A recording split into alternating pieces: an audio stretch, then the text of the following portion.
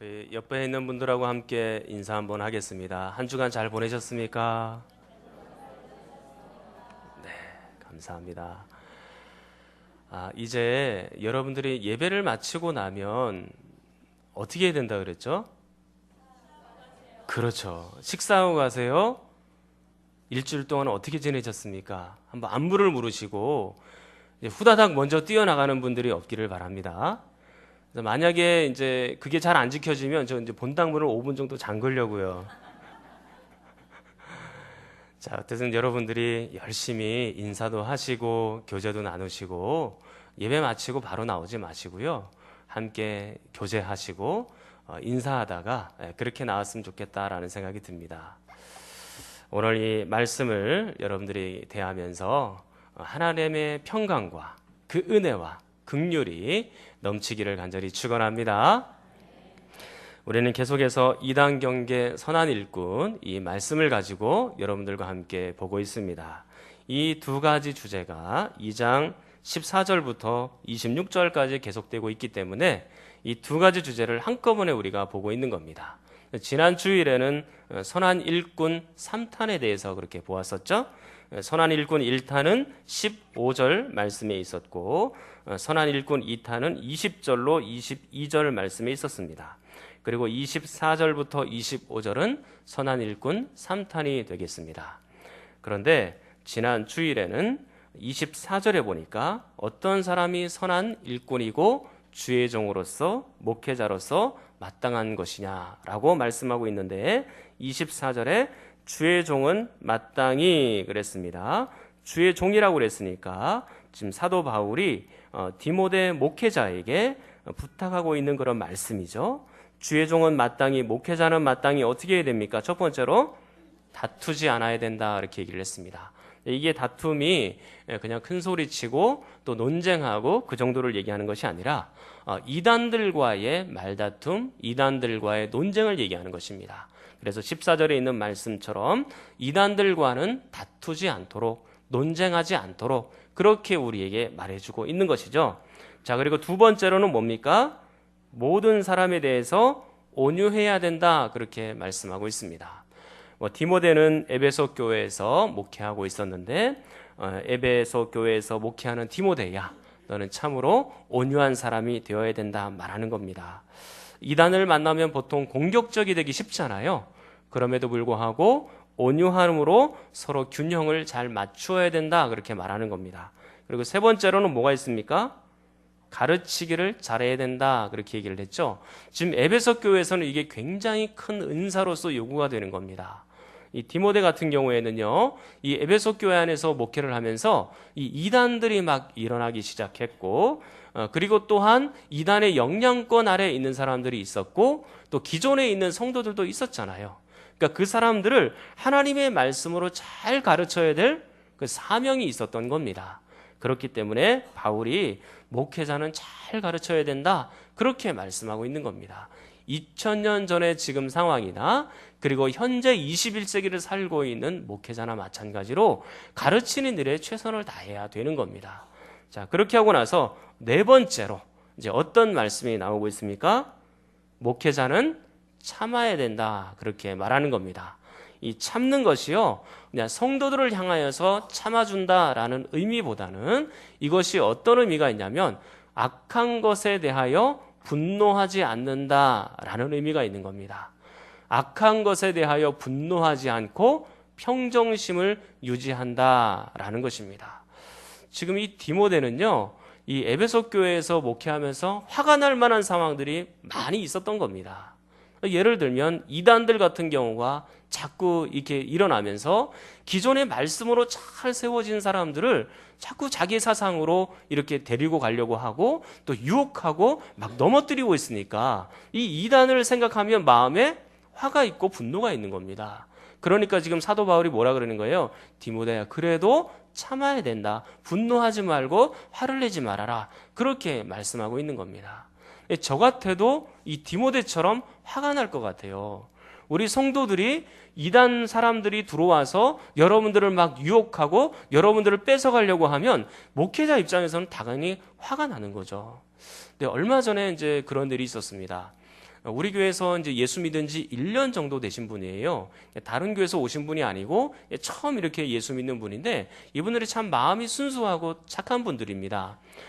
그런데 이제 우리 교회 잘 나오시다가 남편이 이제 직장 때문에 한 1, 2년 정도 지방으로 이렇게 내려가실 일이 생겨서 함께 그쪽으로 이사를 갔습니다.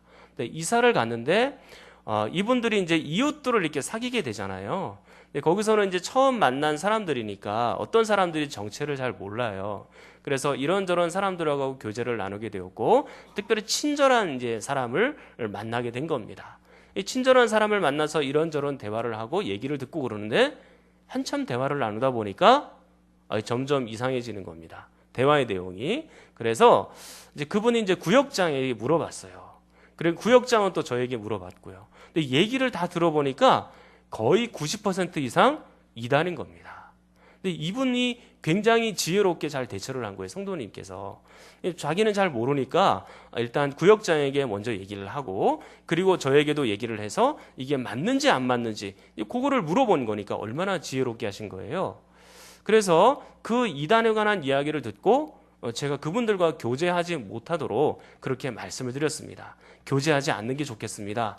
그렇게 얘기를 하니까 실제로 이제 교제를 안 하고 딱 끊고 이제 전통 교단에 가서 예배를 드리기 시작한 겁니다. 저는 그 얘기를 듣고 약간 화가 났어요. 어떤 화가 났겠습니까? 그 이단들이 왜 그렇게 믿는 성도들에게 접근을 해서 자꾸 자기의 품으로 뺏어가려고 하는지, 그게 또 화가 난 겁니다. 그리고 또 한 가지 아쉬운 점이 있었어요. 기존에 있는 교회들에 대해서 조금 아쉬운 마음이 있었는데, 기존에 있는 교회들은 다 뭐하나, 우리 새로운 가족들이 또 이사를 왔고 새로운 사람들이 이사 왔으면 우리 교회에서 예수 믿는 분들이 나가가지고 그 새로운 가족들에게 친절하게 대하고 우리 교회도 좀 소개하고 그런 일이 있어야 되는데, 이단들이 먼저 접근을 해가지고 그러니까 이단들보다 이 교회 다니는 분들이 오히려 더 사랑이 부족한 거 아닌가? 뭐 이런 생각이 마음속에 딱 드는 겁니다. 그게 좀 아쉬웠어요. 근데 또 하나의 생각이 머릿속을 딱 스쳤습니다. 과연 그러면 우리 교회는 어떤가? 여러분들은 주변에 사람들이 여러분 집 주위에 이사를 오면 어떻게 하십니까? 이사 왔네? 하고 그냥 그렇게 넘기십니까? 저는 우리 만수조항교 성도님들은 안 그러셨으면 좋겠어요. 이사 왔으면 이사 온 분에 대해서 관심을 좀 가지시고 그곳에 가서 친절하게 좀 대해주시고, 혹시 교회 다니세요? 물어보고, 또 교회 안 다니신다 그러면 그러시군요. 교회 다닐 만한 그 좋은 교회가 우리 주변에 있습니다라고 우리 교회도 좀 소개를 해주시고, 만약에 또 교회를 다니신다 그러면 어느 교회 다니세요? 그러면 저쪽 교회 다니신다 그러면 신앙생활 하니까 너무 기쁘고 좋지요. 그런 신앙의 교제도 함께 나눌 수 있고 그렇지 않습니까? 우리 성도님들은 이사 오신 분들에 대해서 그렇게 하시고 계시죠? 대답이 없으시네요. 저는 여러분들을 그렇게 믿겠습니다. 지금까지 그렇게 안 했으면 앞으로는 그렇게 하셔야 됩니다. 아시겠죠? 이사 온 분들이 있고 새로 만나는 분들이 있으면 관심을 가지고 이렇게 잘 돌보셔야 되는 겁니다.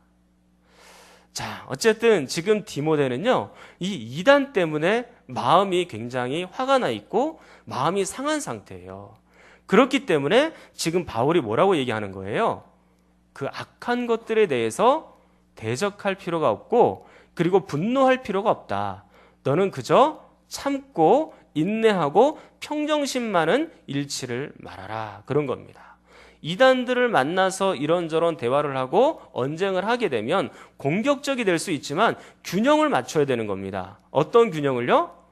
인내하고 참는 균형을 맞춰야 되고 평정심을 잃지 않는 균형을 맞춰야 된다라고 말하는 겁니다. 근데 분명히 여러분들에게 또 말씀드리지만 이 목회자는 그런 일들을 해야 되지만 여러분들은 그 이단들과 얘기하지 않는 것이 좋습니다. 계속해서 얘기하다 보면 여러분들도 함께 이렇게 딸려갈 수 있는 경우가 굉장히 많기 때문에 한두 번 훈계하고 안 되면 멀리 해야 됩니다. 아시겠죠? 자, 그 다음에 이제 5번째입니다. 자, 이제 25절 말씀에 선한 일꾼, 목회자는 이렇게 해야 된다라고 말하고 있는 겁니다. 자, 25절 한번 읽겠습니다. 제가 읽으라는 것까지 읽으시면 됩니다. 시작. 예, 거기까지 읽겠습니다. 다섯 번째로 선한 일꾼은 목회자는 어떻게 해야 됩니까? 거역하는 자를 온유함으로 훈계해야 된다 이렇게 말씀하고 있죠. 예, 여기서 거역하는 자가 누구인지 그 정체가 좀 궁금합니다. 예, 두 가지 해석이 있는데요. 첫 번째로 이 거역하는 자는 이단들이다 라고 말하는 해석이 있습니다. 그리고 이 두 번째로는요, 이걸 수동태로도 해석을 할 수가 있거든요. 그러면 이렇게 해석도 가능한 겁니다. 이단의 말을 듣고 귀가 솔깃해진 사람들, 그러니까 이단의 말을 듣고 그 영향력 아래에 있는 사람들, 그렇게 표현할 수도 있습니다. 그러면 이 두 가지 해석 중에 어느 해석이 맞을까요? 자, 대답을 안 하시는 것이 지혜롭게 잘 하시는 겁니다. 자, 여러분 26절을 보면 그게 어느 정도 짐작이 될 것 같아요. 그들로 그랬지 않습니까? 여기서 그들이라는 것은 바로 거역하는 자들이다 라고 말할 수 있을 것 같아요. 근데 그들은 어떤 사람인가요? 마귀의 올무에 갇혀 있는 사람들이에요. 자, 그렇다면 이 마귀의 올무에 갇혀 있는 사람들이라고 하면 이단의 말을 듣고 잠시 귀가 솔깃한 그런 사람들을 향하여 마귀의 올무에 있다라고 말하기는 좀 어렵잖아요. 그죠? 그러면 이 거역하는 사람들, 이 거역하는 자들, 그러면 이 사람들은 바로 이단에 속한 사람들이다라고 그렇게 말할 수 있을 것 같습니다. 그래서 이 거역하는 자, 이단들을 온유함으로 훈계할지니 그랬으니까 여기서 지금 중심되는 단어는 훈계라는 단어입니다. 이 훈계가 어떤 단어인지는요, 자, 3장 16절로 가시면 좀 더 자세하게 알 수 있습니다. 3장 16절입니다. 3장 16절을 여러분 한번 보십시오. 자, 여러분이 한번 읽겠습니다. 시작.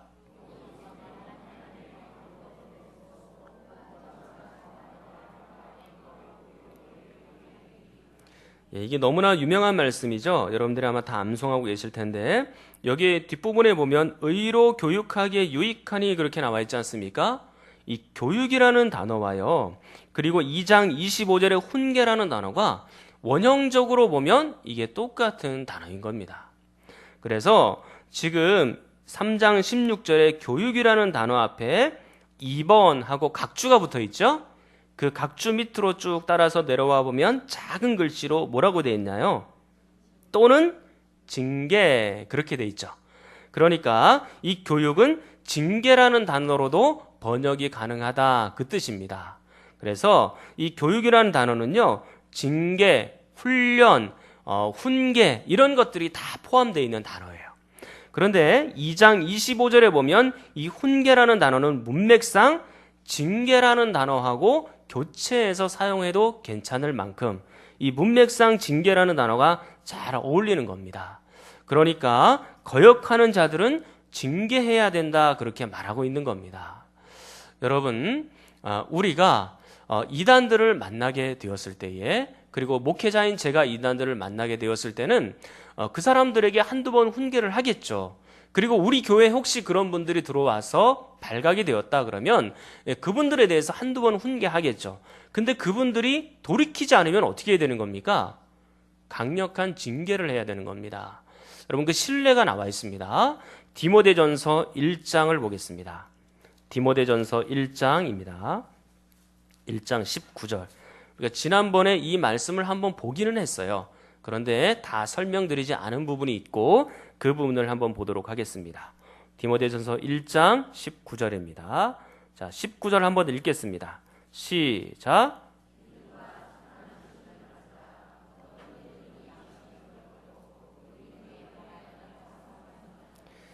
양심을 버린 사람, 믿음에 관하여 파선한 사람, 이 사람들이 어떤 사람일까요? 이단에 속한 사람들이겠죠. 그죠? 그리고 20절에 보니까 그 가운데 누가 있습니까?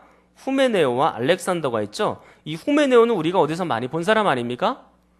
디모데후서 2장 17절에 후메네오라는 사람이 나오죠. 근데 이단적인 사상을 얘기했던 그런 사람입니다.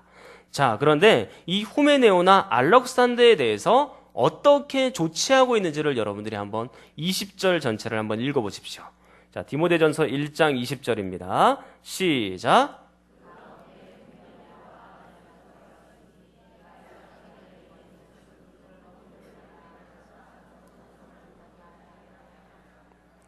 그 가운데 후메네오나 알렉산더가 있는데 내가 사탄에게 그들을 내어주었다라고 표현하고 그들로 훈계를 받아 그랬으니까 이 지금 훈계라는 단어도 역시 징계라는 단어입니다.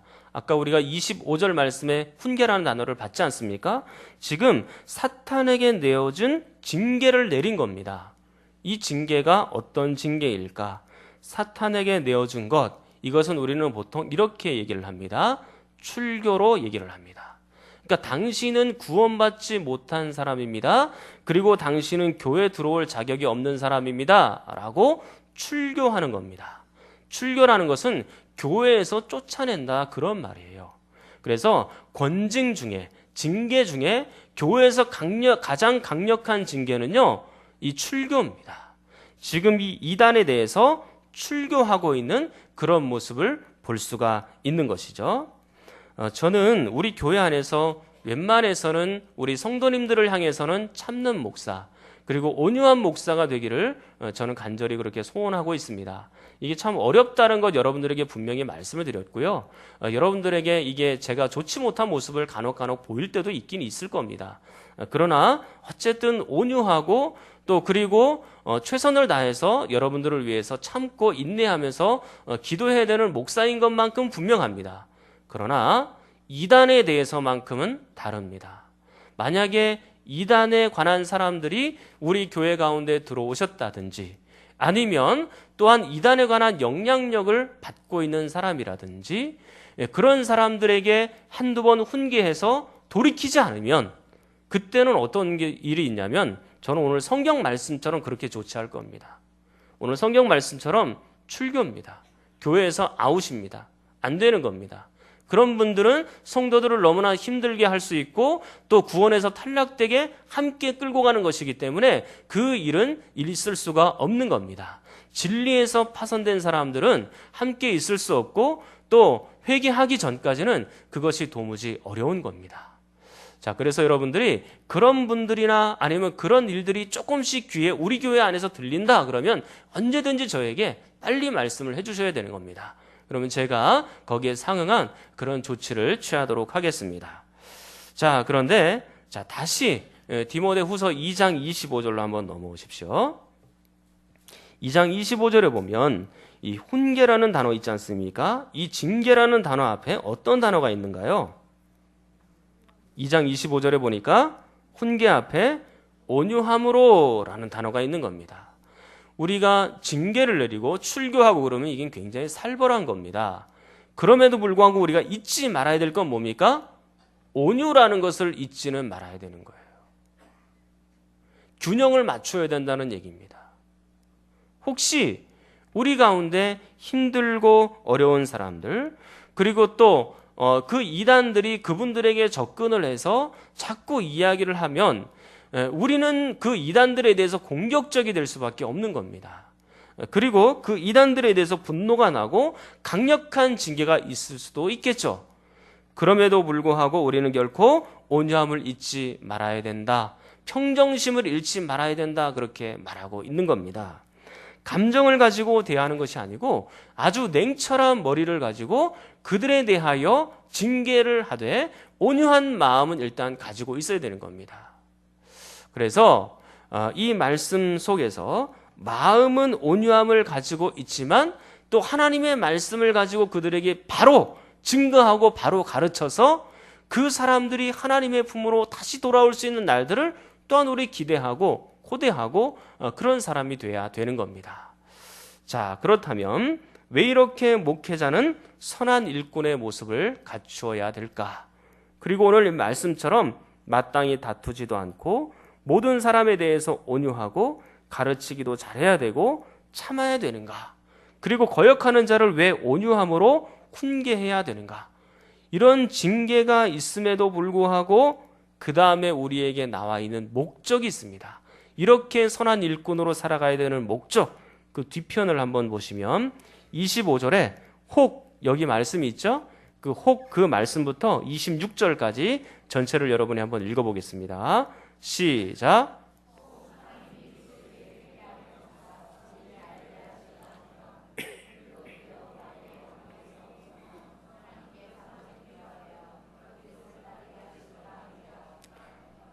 이들에게 가르치고 참고 온유함으로 징계하고 훈계해야 될 이유와 목적이 바로 뒤편에 나타나 있는데 몇 가지로 지금 드러나고 나타나 있는 겁니다. 첫 번째로 뭡니까? 혹 하나님이 그들에게 회개함을 주실 수도 있기 때문에 그래야 되는 겁니다. 그렇기 때문에 참고 온유해야 되는 겁니다. 자, 그리고 두 번째는 뭡니까? 진리를 알게 하실지도 모르기 때문에 그런 겁니다. 하나님께서 혹시 진리를 알 수 있는 그 기회를 제대로 허락하실 수도 있겠다.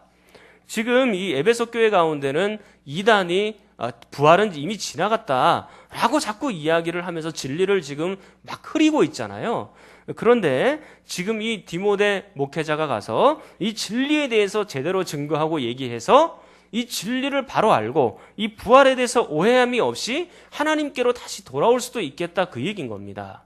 자, 그리고 세 번째로 보시면요, 26절에 그들로 깨어 마귀의 올무에서 벗어나 그랬습니다.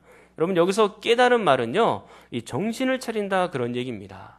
그러니까 이 디모데 목회자가 가서 하나님의 말씀을 전하는 그 순간, 그리고 또 징계를 하는 그 순간, 혹시 이 사람들이 정신을 차려서 내가 이제까지 마귀의 올무에 있었구나, 내가 잘못 살았구나, 내가 이단의 말을 전했구나, 그렇게 회개하면서 하나님께로 다시 돌아올 수 있겠다, 이 말인 겁니다. 자, 그리고 네 번째로는 이렇게 말씀을 해요. 하나님께 사로잡힌 바 되어 그 뜻을 따르게 하실까 함이라, 그렇게 말씀을 합니다. 이제 다시 정신을 차려서 사단의 올무에서 벗어나서 하나님의 품으로 다시 돌아오게 되고 하나님께 사로잡히게 되고 하나님의 뜻대로 살아가는 사람들로 변화가 될 수도 있겠다라는 거죠. 이런 이유들 때문에 한마디로 생각하고 한마디로 표현하는 뭡니까? 하나님께서 그들을 다시 불러 그들도 하나님의 백성이 될 가능성이 있는 사람들이기 때문에 참아야 되고 인내해야 되고 온유해야 되고 또 징계도 때로는 필요하다, 그렇게 말씀하고 있는 것입니다. 사랑하는 여러분, 목회자가 이단들에 대해서 훈계하고 징계하는 것은 그걸로만 끝나기 위한 것이 목적이 아닙니다. 징계하는 목적은요, 그들을 바로 교정하고 바로 잡아서 하나님의 품으로 다시 불러오기 위함인 것입니다. 그들이 바로 회개할 기회, 그리고 또한 진리를 알 기회, 마귀의 올무에서 벗어날 기회를 주기 위해서 그렇게 하는 겁니다. 지금 사도 바울이나 디모데나 그런 영혼을 사랑하는 마음에 대한 간절한 심령과 그 하나님의 마음이 지금 25절과 26절 말씀에 다 녹아 있는 거예요. 그러므로 사랑하는 여러분, 한 영혼이라도 주님께로도 돌아올 수 있다면 그것은 굉장히 기쁘고 즐거운 일이 될 것입니다. 이제 말씀을 정리토록 하겠습니다. 마땅히 선한 목회자, 마땅히 선한 종은 어떻게 해야 되냐면 다투지 않아야 되고 모든 사람에 대해서 온유해야 되고 가르치기도 잘하고 참아야 되고 거역하는 자를 온유함으로 징계하거나 훈계해야 되는 것입니다. 그런데 그렇게 하는 목적이 무엇이라 그랬죠? 하나님을 제대로 알고 믿도록 그들에게도 기회를 주기 위한 것이다, 그렇게 말씀을 드렸습니다. 그렇다면 우리는 하물며 이단에 대해서도 이런 마음을 가지고 있어야 되는 겁니다. 그러면 아직도 하나님을 알지 못하는 일반적인 사람들에 대해서는 어떤 마음을 가지고 있어야 될까요?